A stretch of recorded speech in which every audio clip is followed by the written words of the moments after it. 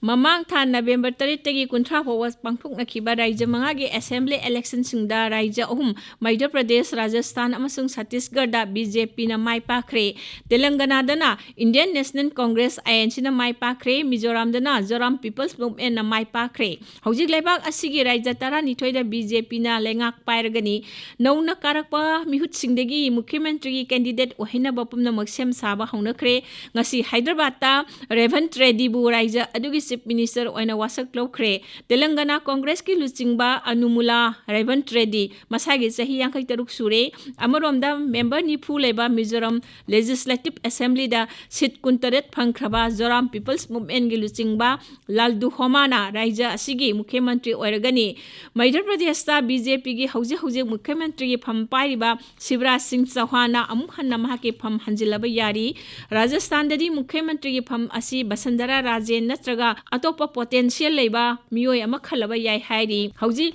leba asigi Raje tara nithoi BJP na lengak pairagani. Aduna Manipur da su Mukhyamantri Sri Nongthombam Biren amasung party president yauna Harau nungaibo phongba thorom ama BJP Manipur Pradesh ki thamal sanglen da pangthoki lising ani kunmari da pangthok na gadoriba MP gi mikhalda BJP na amuhanna leba asida lengak paiba galoina na ahumlak suba tam gi Pradhan Mantri oina Narendra Modi halakani haibagi asawa asa amasu Sri Biren phongdokki bagi report media da mayek sangna puthorakli hanugumna go to village go to hills amasung atai leiba scheme sing khul da campaign tawduna awapa kaya yumda changlaga khudong chaba phanghanba thabak makha tana chathasi haina Mukhyamantri na mahaki dolgi sinmisingda asetpa wafam thamki adubu nungairba wafam singa sigi marakta khanghaudana tha sigi mari ningthaukwaba numitta Tengnopal jila gi machi police station gi manungda leiba saibol khulga naknaba laithau khulgi mafam amada afaba makhal gi khulai paiba militant singna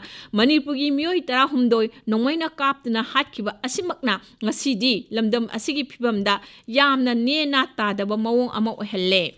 Me ahumdagi satharakliba tamthiraba hatna sunabagi irang asigi manungda June 12 dasu Khamel Loki thogdokta Meitei Mapal hat khraba matung khwaidagi masing yamna handak amu mioi 12 asi laikidabani makhoi Imphal East Andhra Police Station manungda leiba Torong Thelgi Integrity Park ta punna lairol chankhre thogliba irang asinga si phawo loisinba ngamdana karigi leibano haibasimak micham miyamgi pungingda asawa wahang ama oiduna leiri separate administration taliba MLA tara dugi mathakta lakhopam thokba thabak sing lakhot piu haina tongan tongama lamdam sigi lup kaya amadi lanai mioi kayana taksinba leikre Tha taret henjelaklaba irang asigi sakliba mai karamna muthatsige haibasi lamdam sigi miyamgi mihut oibiriba sing amadi makok thongba lusingba pumnamakki yamna maruoiba wafam oina khanabiramgani adubu kaibu kayoibagi maning mamang hotrong ho haibadu hek chongthora I mitmangda nongma ninin nongmai makhol taraktabada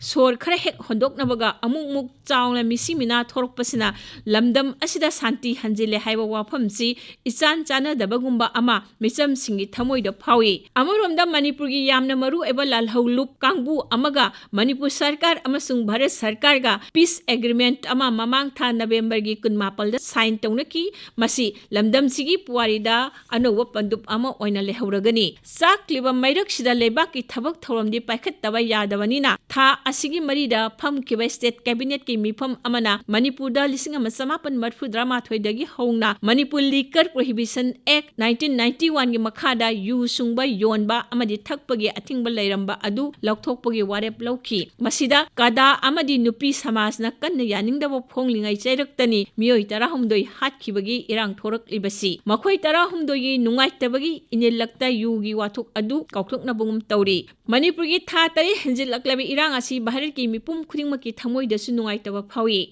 handak BJP na raija mangagi manungda raija ahumda mikhal mai paklakpada Pradhan Mantri amadi atai dol asigi mipum khudingmakna harau nungaiba phongdoklibasi leibak asigi oina yamna nungaiba amani adubu Congress President Sri Malik Arjun Kharge na Manipurgi Oiriba yamna nungnang ningai eba phibum asigi matangdadi BJP gi luchingba Pradhan Mantri amadi Griha Mantri na wafam amata phongdoklaktriba asida pendaba phongdokhi wafam asi athuba matamda tangdu laitaba mong amada puraknaba hotnabada Kendra Sarkar gi luchingba singna soidana miyeng changhaningbagi apamba adu phongdoklakpani Manipurgi miyamnasu kendragi akhanaba miyeng adu khawrang ngaiduna leiri ingsilakpaga loinana micham miyamgi awana hengalakibasiga Houjik laiba tangdu laitadaba Fibam asigana Manipurgi laibaksi nongmogi lusilakli matang asida kendrigi lusingbasingna amuktang nakal anigi yaifanaba athuba matamda waroisina ama pubiraklabadi pumnamaki oina yaifaba oigani